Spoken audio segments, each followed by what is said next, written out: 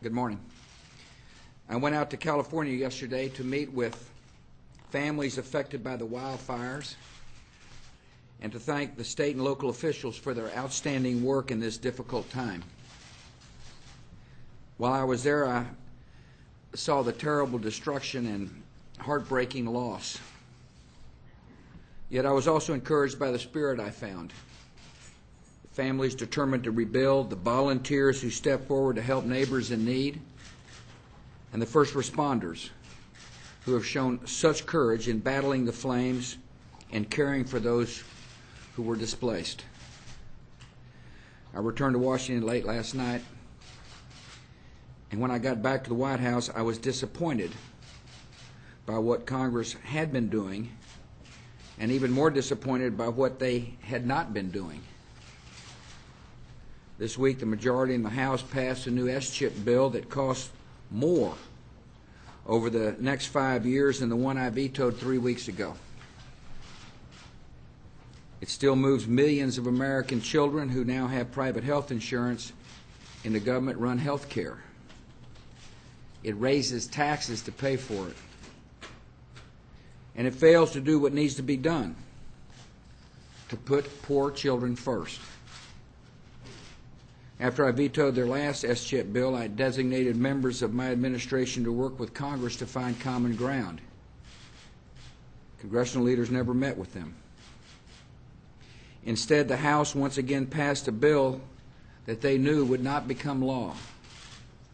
And incredibly enough, the Senate will take up the same bill next week, which wastes valuable time.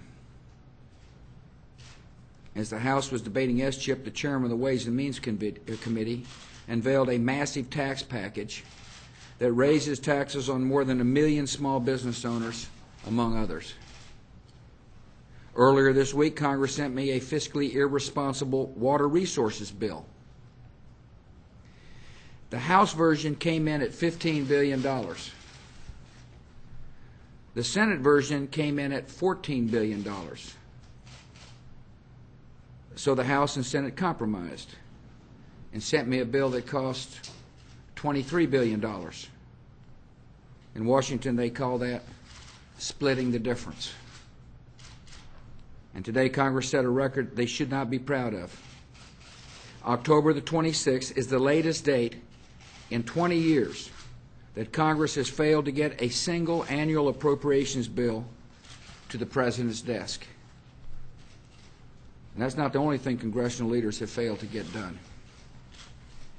They have yet to make the Internet tax moratorium permanent or even extended, even though this moratorium is set to expire in just a few days. The House and Senate have both passed temporary extensions, but have not agreed on a final bill. I urge Congress to keep the Internet tax-free and to get a bill to my desk that I can sign.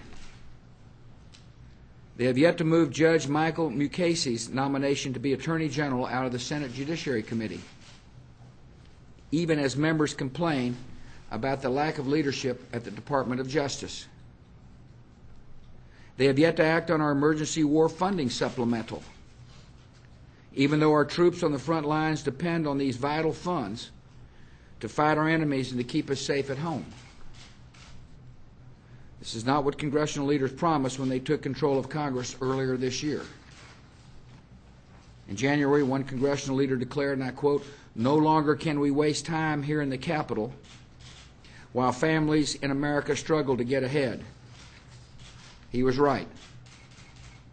With only a few weeks left on the legislative calendar, Congress needs to keep their promise to stop wasting time and get essential work done on behalf of the American people.